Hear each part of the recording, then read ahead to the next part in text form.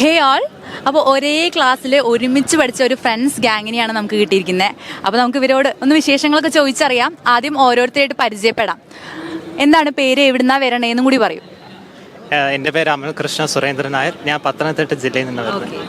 ഞാൻ സൂരജ് സജികുമാർ, പത്തനംതിട്ട. ഞാൻ കാർത്തിക്, തൃശ്ശൂരിൽ നിന്ന് വരുന്നു. ഞാൻ ബേസിൽ ബൈജു, മൂവാറ്റുപുഴയിൽ നിന്ന്. അമിത് മുഹമ്മദ് റാഫി, തൃശ്ശൂരിൽ നിന്ന് വരുന്നു. റിയാൻ സലീം, ആലപ്പുഴ. സാം സാജൻ, തൃശ്ശൂർ. സോ നമുക്ക് എല്ലാവർക്കും ഇവരുടെ എക്സ്പീരിയൻസ്, ഇവരുടെ ഹാർഡ് വർക്കും പാഷനും ആണല്ലോ ഇങ്ങനെ ഒരു അവസരത്തിൽ ഈ വിക്ടറി ഡേയിൽ അവർ എത്തിയത്. സോ ഇവരുടെ എക്സ്പീരിയൻസ് നമുക്ക് ചോദിച്ചറിയാം. എങ്ങനെയാണ് അവർ ബ്രില്യൻറ്റിൽ ഇങ്ങനെ ഒരു സ്കോർ വാങ്ങിയത് എന്ന് നമുക്ക് ചോദിച്ചറിയാം. ബ്രില്യൻ്റ് നല്ല എക്സ്പീരിയൻസ് ആയിരുന്നു. അത്യാവശ്യം ഫ്രീഡം ഉള്ള ഒരു ഹോസ്റ്റൽ തന്നെ എനിക്ക് കിട്ടിയ. ഞങ്ങളുടെ ഡയറക്ടർ സാറും അത്രയ്ക്ക് സ്ട്രിക്റ്റ് ഒന്നും ആയിരുന്നില്ല. കൂടുതൽ ഇൻഫ്ലുവൻസ് ചെയ്ത് പഠിക്കാൻ വേണ്ടിയാണ്, സമയം വേസ്റ്റ് ചെയ്തിരിക്കാൻ. അന്നിടയ്ക്ക് വേണമെങ്കിൽ കളിക്കാൻ കുറച്ച് അങ്ങനെ ഇങ്ങനെയൊക്കെ ചെയ്യാം. അല്ലാതെ നല്ല എക്സ്പീരിയൻസ് ആയിരുന്നു. Brilliant experience നല്ലതല്ലായിരുന്നു. പഠിക്കാനെല്ലാം വെക്കും. ടീച്ചേഴ്സ് എല്ലാം ടോപ്പ് ക്ലാസ് ആണ്. അത് ഫ്രീഡം ഉണ്ട്. ഇവൻ പറഞ്ഞ പോലെ നല്ലതായിട്ട്. ഫുഡും നല്ലതാണ്, ഹോസ്റ്റലും നല്ലതാണ്, ഫെസിലിറ്റീസും നല്ലതാണ്. അത് ഇവരുടെ കാരണമാണ് ഈ വർഷം നീറ്റ് എനിക്ക് ഇത്ര സ്കോർ കിട്ടിയത്. ബ്രില്യൻ്റ് എന്ന് പറയുമ്പോൾ സത്യം പറഞ്ഞാൽ നല്ലൊരു എക്സ്പീരിയൻസ് ആയിരുന്നു. ആദ്യം പറഞ്ഞ ഹോസ്റ്റലാണ് എനിക്ക് ഓർമ്മ വരുന്നത്. ഹോസ്റ്റലിലത്തെ ഫ്രണ്ട്സും പിന്നെ ഡയറക്ടേഴ്സ്, ക്ലാസ് ടീച്ചേഴ്സ്, പിന്നെ അവിടെ ഉണ്ടായിരുന്നൊരു 1 ഇയർ ജേർണി മെമ്മറബിൾ ആയിരുന്നു, നല്ലതായിരുന്നു. ബ്രില്യൻ്റിൽ വളരെ നല്ലൊരു എക്സ്പീരിയൻസ് ആയിരുന്നു. ഞങ്ങൾ അങ്ങനെ അധികം സ്ട്രെസ് അങ്ങനെ അനുഭവിച്ച അങ്ങനെ ബുദ്ധിമുട്ടുകളൊന്നും തോന്നിയിട്ടില്ല. ഞങ്ങളെല്ലാവരും ക്ലാസ്സിലെന്ന പോലെ തന്നെ ഹോസ്റ്റലിൽ ഒരുമിച്ചുള്ളവരായിരുന്നു. ഫുഡ് കഴിക്കുമ്പോഴായാലും എപ്പോഴും നല്ല കമ്പനി കീപ്പ് ചെയ്തുകൊണ്ട് ഒട്ടും ടെൻഷനില്ലാതെ തന്നെ ഈ വർഷം കംപ്ലീറ്റ് ചെയ്യാൻ ഞങ്ങൾക്ക് സാധിച്ചു. ബ്രില്യൻറ്റിനെ പറ്റി പറയുകയാണെങ്കിൽ അവർ എല്ലാ രീതിയിലും സപ്പോർട്ടീവായിരുന്നു. ഇപ്പോൾ ഫ്രണ്ട്സൊക്കെ ആയാലും എല്ലാ ഡൗട്ടിനും എല്ലാം പഠിപ്പിച്ചു തരും, എല്ലാം ചെയ്തു തരും. അപ്പോൾ എല്ലാം കൊണ്ടും സന്തുഷ്ടനാണ്. ബ്രില്യൻ്റിനെ പറ്റി പറയുകയാണെങ്കിൽ നല്ല എക്സ്പീരിയൻസ് തന്നെ.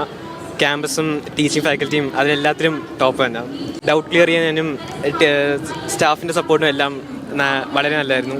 പിന്നെ ഹോസ്റ്റലിനെ പറ്റി പറയുമ്പം ഹോസ്റ്റലും നല്ല ഫെസിലിറ്റീസ് ആയിരുന്നു. പഠിക്കാൻ നല്ല അറ്റ്മോസ്ഫിയറും അവിടുത്തെ വാർഡൻസ്മാർ നോക്കേണ്ട സമയത്ത് നോക്കുകയും അലമ്പേണ്ട സമയത്ത് അലമ്പാനും കുറേ ഫ്രണ്ട്സ് എല്ലാവരും ഉണ്ടായിരുന്നു. ഓവറോൾ നല്ല മെമ്മറബിൾ ആയിരുന്നു. ബ്രില്യൻ്റ് എക്സ്പീരിയൻസ് വളരെ നല്ല എക്സ്പീരിയൻസ് ആയിരുന്നു. നമ്മുടെ ക്ലാസ് ടീച്ചർ, കോർഡിനേറ്റേഴ്സ്, ഡയറക്ടർ എല്ലാവരും ഭയങ്കര സപ്പോർട്ടീവായിരുന്നു. നമ്മളിപ്പോൾ മാർക്ക് കുറയുമ്പോഴോ റാങ്ക് കുറയുമ്പോഴൊക്കെ നമുക്കൊരു ടെൻഷനൊക്കെ വരും. പക്ഷേ റാങ്ക് കുറയുന്ന സമയത്തൊക്കെ ടീച്ചേഴ്സൊക്കെ നമ്മളെ സപ്പോർട്ട് ചെയ്യും. എന്നെ കൊണ്ട് പറ്റും, ഇനി കുറച്ചും കൂടെ ഒന്ന് ശ്രമിച്ചാൽ മതി എന്നൊക്കെ പറഞ്ഞ് നമ്മളെ ആശ്വസിപ്പിക്കുമായിരുന്നു. അതുപോലെ തന്നെ നമ്മുടെ ഹോസ്റ്റലിലെ വാർഡന്മാരാണെങ്കിലും എല്ലാവരും ഭയങ്കര സപ്പോർട്ടീവായിരുന്നു. പിന്നെ ബ്രില്യൻ്റിലെ ഹൈലൈറ്റ് തന്നെ ക്യാൻറ്റീനാന്ന് പറയാം. പിന്നെ ക്യാൻറ്റീനും പിന്നെ ലൈബ്രറി ഫെസിലിറ്റീസൊക്കെ നല്ലതായിരുന്നു. അപ്പോൾ ഓവറോൾ ബ്രില്യൻ്റിലെ എക്സ്പീരിയൻസ് വളരെ നല്ലൊരു എക്സ്പീരിയൻസ് ആയിരുന്നു. നിങ്ങൾ ഒരേ ക്ലാസ്സിലായിരുന്നു പറഞ്ഞു. അപ്പോൾ ഒരേ ക്ലാസ്സിലായിരുന്നെങ്കിലും നിങ്ങൾ പഠിക്കുന്ന മെത്തേഡ്സും അതുപോലെ രീതികളൊക്കെ വ്യത്യസ്ത ആയിരിക്കും. അതുപോലെ നിങ്ങൾക്ക് കിട്ടുന്ന മാർക്കുകളും ഡിഫറെൻ്റ് ആണ്. അപ്പോൾ മാർക്കൊന്ന് ജസ്റ്റ് ഷെയർ ചെയ്യാവോ? എനിക്ക് കിട്ടിയ മാർക്ക് 659. എനിക്ക് 670. എനിക്ക് 666 ആണ് മാർക്ക്. 683 ആണ് മാർക്ക്. 680. 677. 660. അപ്പോൾ നമ്മൾ ഇത്തിരി സീരിയസ് ആയി പോയി തോന്നുന്നു അല്ലേ? നിങ്ങൾ ഒരേ ഹോസ്റ്റലിൽ അടിച്ചു പൊളിച്ച് ജീവിച്ച ആൾക്കാരാണ്. അപ്പോൾ നിങ്ങൾക്കറിയാം ഈ നീറ്റ് എന്ന് പറയുന്നത് ഇത്തിരി സ്ട്രെസ്ഫുൾ ആയിട്ടുള്ള ഒരു എക്സാം ആണ്. പക്ഷേ സ്റ്റിൽ നിങ്ങൾ ഒരേ ഹോസ്റ്റലിലായ കാരണം നിങ്ങൾക്ക് അത് നല്ല രീതിയിൽ സ്ട്രെസ്സൊക്കെ മാനേജ് ചെയ്യാൻ പറ്റിയിട്ടുണ്ടാവും. അപ്പോൾ എങ്ങനെയാണ് ഹോസ്റ്റലത്തെ ഒരു നല്ലൊരു എക്സ്പീരിയൻസ് ഷെയർ ചെയ്യാൻ പറഞ്ഞാൽ നിങ്ങൾക്ക് എന്താ പറയാനുണ്ടാവുക? മോനെ ഏത് ഹോസ്റ്റലിലായിരുന്നു? ഞാൻ ആൽജോ ഹോസ്റ്റലിലായിരുന്നു. ബാക്കി എല്ലാവരും നടക്കലായിരുന്നു. അപ്പോൾ ഡിഫറെൻ്റ് ആരെങ്കിലും നമ്മൾ പല ഹോസ്റ്റലാണ്. ക്ലാസ് വരുമ്പോൾ നമ്മളെല്ലാവരും ഒരുമിച്ചൊരു ടീമാണ്. ഡൗട്ടുള്ള സമയത്ത് അങ്ങോട്ടും ഇങ്ങോട്ടൊക്കെ പറഞ്ഞു കൊടുക്കുകയൊക്കെ ചെയ്യും. ഈ ഡോക്ടർ ആവണം, മെഡിക്കൽ ഫീൽഡിലേക്ക് വരണം എന്ന് നിങ്ങൾ ചൂസ് ചെയ്യാനുള്ള റീസൺ പറയാമോ? എന്തുകൊണ്ടാണ് നിങ്ങൾ ഇതിൽ തന്നെ ഓപ്റ്റ് ചെയ്തത്? എഞ്ചിനീയറിംഗ് അല്ല മെഡിക്കൽ ഫീൽഡ് തന്നെ ഓപ്റ്റ് ചെയ്തത് എന്തുകൊണ്ടാണ്? MBBS is a very nice profession. Like many people opt for it. Many people try to get it. But like when you MBBS കിട്ടുമ്പോൾ ഒരു പ്രത്യേക സന്തോഷമുണ്ട്. അത് ആയിട്ടില്ല, അലോട്ട്മെൻറ്റ് തുടങ്ങാൻ പോകുള്ളൂ. എന്നാലും അത് ഓർക്കുമ്പോൾ തന്നെ ഒരു കൊതി വരും. MBBS ഞാൻ ചൂസ് ചെയ്ത് 2 കാരണം. ഒരെണ്ണം എനിക്ക് ബയോളജിയും കുറച്ച് ഇഷ്ടമാണ്. I like zoology. അതും പിന്നെ പാരൻസും നല്ലൊരു സപ്പോർട്ട് തന്നിട്ടുണ്ട് ഈ ഡയറക്ഷനിലേക്ക് പോകാൻ വേണ്ടി. ഇല്ല, എൻ്റെ ഫാമിലി ലൈക്ക് പാരൻസ് മാത്രമേ എഡ്യൂക്കേറ്റഡ് അല്ല. സോ MBBS പറഞ്ഞ ഒരു ന്യൂ ഏരിയ ആയിരുന്നു എൻ്റെ ലൈഫ്. ആൻഡ് ഞാൻ ചേട്ടൻ ഇപ്പോൾ MBBS വേണ്ടി പഠിച്ചുകൊണ്ടിരിക്കുക. So even I went for that way. എനിക്ക് അങ്ങനെ അംബീഷൻ ഒന്നുമില്ല. ഫാദർ ആണെങ്കിൽ പറഞ്ഞു ഡോക്ടർ ആണെങ്കിൽ അയക്കും. എൻ്റെ ബയോളജി ഇച്ചിരി എനിക്കറിയാം ഇച്ചിരി നല്ലതാണ്. അത് നീറ്റ് എനിക്കൊരു ഒള്ളി ഓപ്ഷൻ ആയിരുന്നു. അത് ബ്രദർ ഇപ്പം MBBS ഇൻറ്റേൺഷിപ്പാണ്. അതെല്ലാം കേട്ടിങ്ങനെ ഡോക്ടറിലോട്ട് ഇങ്ങനെ നീങ്ങാനായി. അതെനിക്ക് പഠിക്കുന്ന ഇഷ്ടമാണ് ഈ ഡോക്ടറിൻ്റെ കാര്യത്തിൽ. അതുകൊണ്ടാണ് ഞാൻ MBBS ചൂസ് ചെയ്തത്. ഞാൻ +1 ആയപ്പോൾ പെട്ടെന്ന് എടുത്തൊരു തീരുമാനമായിരുന്നു നീറ്റ് എഴുതണമെന്ന്. എൻ്റെ ഫ്രണ്ട് നീറ്റിന് വേണ്ടി പഠിക്കണ്ടായിരുന്നു. അപ്പോൾ അത് കേട്ടപ്പോൾ പിന്നെ അത് പഠിച്ച് അതിനെപ്പറ്റി അറിഞ്ഞപ്പോൾ അതിലൂടെ കൂടുതൽ ഇൻട്രസ്റ്റ് ആയിട്ട് ഫസ്റ്റ് അറ്റംപ്റ്റിൽ എഴുതി കിട്ടിയില്ല. അപ്പോൾ റിപ്പീറ്റ് ചെയ്ത് കിട്ടി. നല്ല സന്തോഷമുണ്ട്. ഞാൻ നീറ്റിലേക്ക് വരാൻ കാരണം എൻ്റെ ഗ്രാൻഡ് ഫാദർ ആയിരുന്നു. ആള് KCB അസിസ്റ്റൻറ്റ് എഞ്ചിനീയർ ആയിരുന്നു. അപ്പോൾ സ്വാഭാവികമായിട്ട് കുടുംബത്തിലൊരു എഞ്ചിനീയർ ഉണ്ട്. പിന്നെ ഫാമിലിയിൽ വേറെ ഡോക്ടേഴ്സ് ആരുമില്ല. അപ്പോൾ എന്നെ ഒരു ഡോക്ടറാക്കണമെന്ന് ഏറ്റവും കൂടുതൽ ആഗ്രഹിച്ചത് ആളായിരുന്നു. പിന്നെ 10th കഴിഞ്ഞപ്പോൾ പേരൻസും അങ്ങനെ ഒരു ആഗ്രഹം അവരും പറഞ്ഞു. അപ്പോൾ ആഗ്രഹത്തിനൊപ്പം പോയി. എനിക്കൊരു 9ാം ക്ലാസ് തൊട്ടുള്ളൊരു ആഗ്രഹമായിരുന്നു ഡോക്ടറാവാന്നുള്ളത്. അപ്പോൾ വീട്ടുകാർക്കും എല്ലാവർക്കും ഇഷ്ടമുള്ളൊരു ജോലിയാണ്. അപ്പോൾ ഞാനും എനിക്ക് ഇഷ്ടപ്പെട്ടു, ബയോളജിയൊക്കെ ഇഷ്ടമാണ്. അപ്പോൾ അങ്ങനെ ചൂസ് ചെയ്തതാണ്. എനിക്ക് പണ്ടേ സാമൂഹ്യ സേവനം എന്ന് പറഞ്ഞ ഇഷ്ടമായിരുന്നു.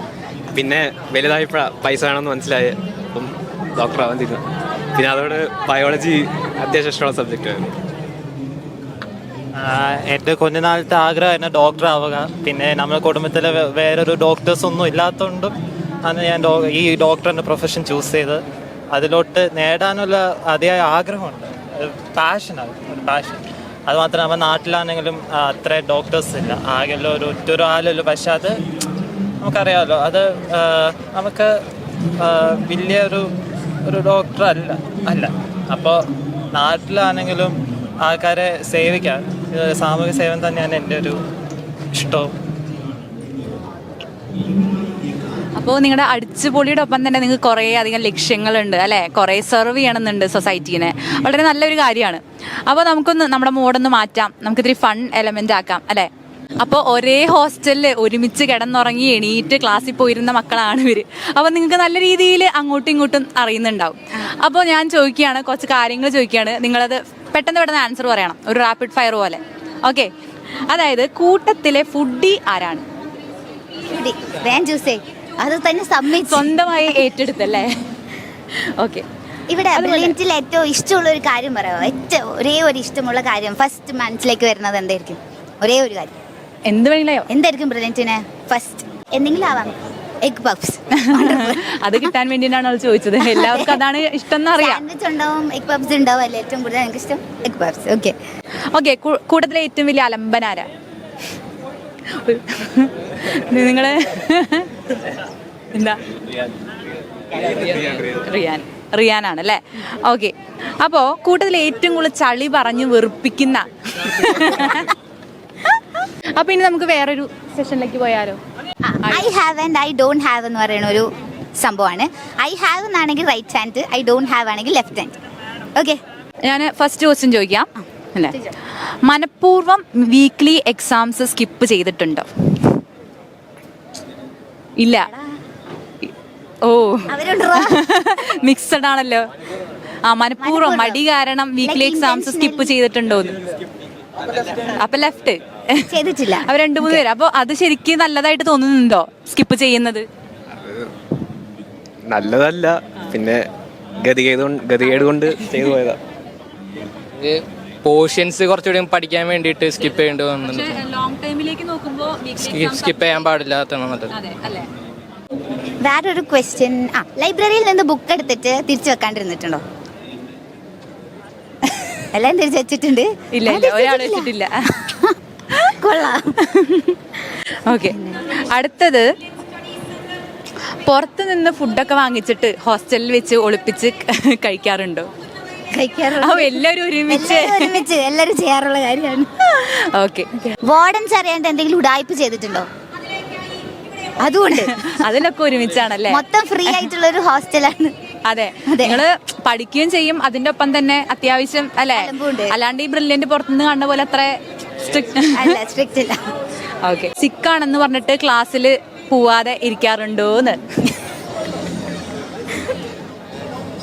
പലവരുടെ കൈകൾ അങ്ങനെ പോകും. പലരും പലതാ കഴിക്കണേ. ഓക്കെ. അപ്പൊ നിങ്ങളെ കുറിച്ച് ഏകദേശം ഒരു ഐഡിയ നിങ്ങളുടെ ക്ലാസ് ടീച്ചറിന് കിട്ടിയിട്ടുണ്ടാവും അല്ലേ? അറിയാം. അതെ. അപ്പൊ നിങ്ങൾ ക്ലാസ് ടീച്ചർ ആരായിരുന്നു? അത് പറഞ്ഞില്ലല്ലോ നമ്മള്. സുവർണ മിസ് ആണ് അല്ലേ? അപ്പൊ എങ്ങനെയുണ്ടായിരുന്നു ആ ഒരു എക്സ്പീരിയൻസ് ഒന്ന് ഷെയർ ചെയ്ത്?